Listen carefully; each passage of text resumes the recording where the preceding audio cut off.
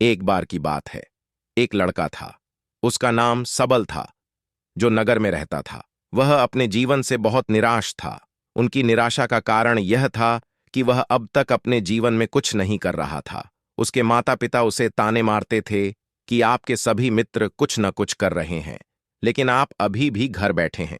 दोस्तों के बीच भी अक्सर उनका मजाक उड़ाया जाता था। वह कहीं जाता तो लोग उससे पूछते कि आप क्या कर रहे हैं। उसे यह बताने में भी शर्म आ रही थी। वह कुछ नहीं कर रहा था। धीरे धीरे उसने रिश्तेदारों से मिलना जुलना कम कर दिया और लोगों से मिलना भी बंद कर दिया। वह ज्यादातर समय घर पर ही रहता है। वह अकेला रोता है और भगवान को कोसता है और अपनी किस्मत को दोष देता है। अब उसे अपना जीवन बोझ लगने लगा था।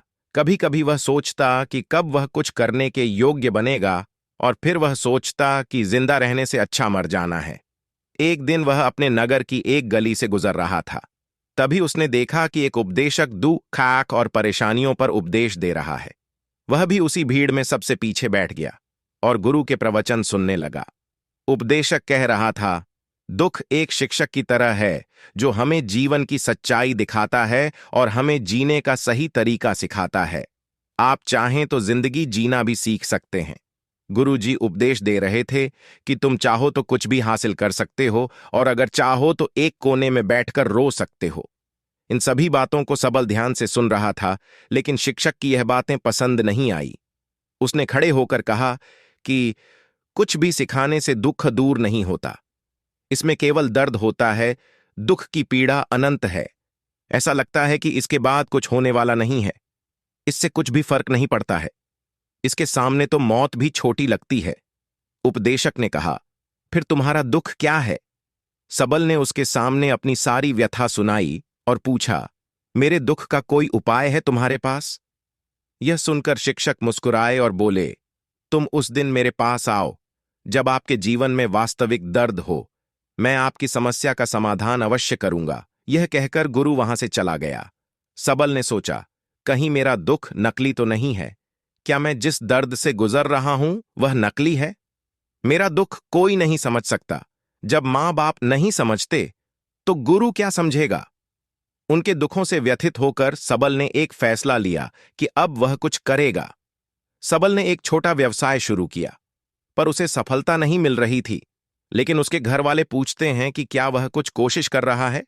वह अपने व्यवसाय में लगा रहा और धीरे धीरे उन्हें सफलता मिलने लगी। फिर उसने गति पकड़ी और केवल 3 साल के अंदर ही वह एक बड़ा बिजनेसमैन बन गया।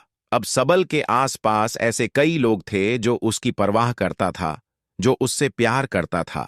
अब उनके परिवार के सदस्य भी उसकी तारीफ करते नहीं नहीं थक रहे थे। दिन ब दिन उसके मित्रों की संख्या बढ़ती जा रही थी। अब वह अपनी जिंदगी से बहुत खुश था। उनके कुछ दोस्तों ने उन्हें सलाह दी कि जब आप एक बड़ा बिजनेसमैन बनकर बहुत खुश हैं, तो सोचिए आपको कितनी खुशी होगी अगर आप इस शहर और इस राज्य के सबसे बड़े बिजनेसमैन बन जाते हैं। कितने लोग आपसे जुड़ना चाहेंगे, आपकी कितनी बड़ी ख्याति होगी, और स्वयं राजा भी आपसे दोस्ती करना चाहेंगे और जरूरत पड़ने पर ही आपसे पैसे उधार लेंगे। दोस्तों की यह बात सबल के मन में घर कर गई। अब वह और पैसे कमाने की कोशिश करने लगा, लेकिन उसे यह सब बहुत ही जल्दी चाहिए था। वह समय बर्बाद नहीं करना चाहता था।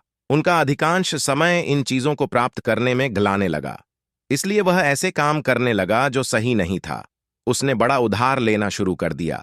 उसके दोस्तों से पैसे की मात्रा और अधिक मुनाफा कमाने के लालच में वह अपने माल में मिलावट करने लगा। उसने अन्य व्यापारियों के खिलाफ भी साजिश रची और उन्हें डराया धमकाया। जैसा उसके दोस्त कहते थे वैसा ही करता था। वह इन तरीकों से ज्यादा पैसा कमा रहा था, पर अब उसके जीवन में पहले जैसा चयन न था। उनके मन की शांति गायब हो गई थी और वह रात को सो नहीं पाता था। वह हंगामे में रहता था। वह सब कुछ पाकर भी उन्हें किसी चीज में सुख नहीं मिल रहा था। एक दिन सबल अपनी गाड़ी में कहीं जा रहा था।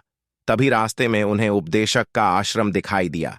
वह रुका और गुरु के पास जाकर बोला, संत, आपने मुझे मेरे पास आने के लिए कहा था जब मेरे जीवन में सच्चा दुख आता है। अब मैं बहुत दुखी हूं कि मेरी नींद हराम हो गई है। मुझे कहीं भी शांति नहीं मिल रही है। इस प्रकार सबल ने अपनी सारी समस्याएं गुरु को बता दी। गुरु ने कहा, जब तुम पहली बार मुझसे मिलने आए थे तब भी तुम किसी दुख में थे। आपने उस दर्द से क्या सीखा? सबल ने कहा कि सिर्फ सोचने और चिंता करने से कुछ नहीं होता। आपकी दृष्टि को सच करने के लिए यह कार्रवाई करता है, और सिर्फ काम करने से कुछ नहीं होता, परिणाम भी मिलना चाहिए। जब आपको लगता है कि आपका लक्ष्य हासिल नहीं होने वाला, तब राह में चाहे कितनी भी मुश्किलें आ जाएं, मन कितना भी निराश क्यों ना हो, कितना भी लगता हो कि अब कुछ नहीं होने वाला है, तभी विश्वास करें, मैं जो भी कर रहा हूं उसमें अवश्य सफल होऊंगा। खुद पर ध्यान दो, लोगों पर नहीं। लोग केवल सफल लोगों का सम्मान करते हैं। कोई कितना भी अच्छा क्यों ना हो, वह हमेशा लोगों की नजरों में बोझ बने रहते हैं। यह सब सुनकर उपदेशक मुस्कुराया और बोला, जब आपके पास है तो यह वास्तविक दुख नहीं है। अपने जीवन में वास्तविक दुख आए तब मेरे पास आओ, मैं उसे ठीक कर दूंगा। सबल ने जाते समय साधु को सोने के सिक्कों से भरा घड़ा भेंट किया। घड़े को देखकर गुरु ने कहा कि यह मेरे किसी काम का नहीं है, उस पेड़ के नीचे गड्ढा खोदकर गाड़ दो। सबल ने घड़े को पेड़ के नीचे दबा दिया, जैसा कि गुरु ने बताया, और वहां से चला गया। कुछ दिनों से कारोबार ठीक चल रहा था, लेकिन व्यापार के गलत तरीके के कारण धीरे धीरे उसे व्यापार में घाटा होने, उसकी सारी दौलत धीरे धीरे खत्म होने लगी। और एक दिन ऐसा भी आया जब उसके पास कुछ भी नहीं बचा और उस पर कर्ज का बोझ चढ़ गया था। परंतु वह निश्चिंत था, क्योंकि उसने अपना सारा कर्ज अपने दोस्तों से लिया था। उसने सोचा कि उसके दोस्त बुरे वक्त में उनके साथ खड़े रहेंगे, लेकिन ऐसा कुछ नहीं हुआ। जैसे ही बुरा वक्त आया, दोस्त पहले उससे कर्ज मांगने लगे। अगर उसने कर्ज नहीं लौटाया, उन्होंने उसे जान से मारने की धमकी भी दी। उनके सभी शुभचिंतक और प्रियजन उससे दूर हो गए। उसके दोस्त, जो उसके साथ मस्ती किया करते थे, अब उससे दूर भाग रहे थे। उसका परिवार उसकी गलतियां और कमियां गिनने लगा। उनकी सारी संपत्ति नीलाम कर दी गई और उसके पास कुछ भी न बचा।